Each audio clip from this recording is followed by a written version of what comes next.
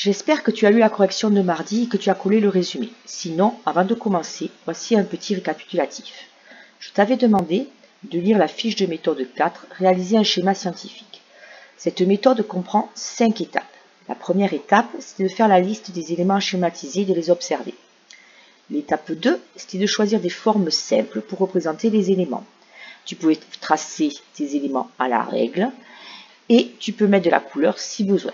Ne mets pas de détails inutiles, le but étant d'être le plus clair possible. L'étape 3, c'est de tracer ton schéma au centre de la feuille. L'étape 4, c'est d'annoter ton schéma, donc de mettre le vocabulaire en traçant des traits de légende à la règle. Ça, c'est très important.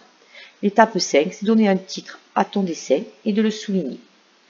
Donc voici le schéma d'une coupe de graines de haricots. Donc si tu te rends bien compte, on a bien mis le titre souligné, on a bien mis le dessin au centre de la feuille, on a bien mis les mots de vocabulaire avec des traits tracés à la règle. Donc ici nous retrouvons le cotylédon, ici nous retrouvons la peau, qui est l'enveloppe protectrice de la graine qu'on appelle tégument. Ici on trouve la plantule, qui est un embryon de haricot avec des petites feuilles, la tige et la racine.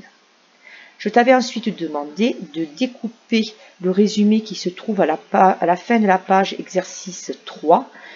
Donc je vais te le lire. Je retiens la graine.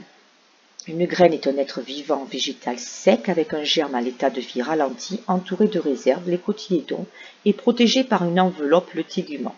La graine contient une plante miniature, la plantule, avec ses différents éléments, les premières feuilles, la tige, la tigelle, et la racine, la radicule. Les cotylédons servent de réserve pour nourrir la plantule, avant que celle-ci soit capable de se nourrir seule par ses racines. Donc tu as bien compris que les cotylédons servent de réserve à cette petite plante, avant que celle-ci soit capable de grandir. Voilà. Alors tu peux mettre les mots, tu peux repasser tes mots avec du stabilo.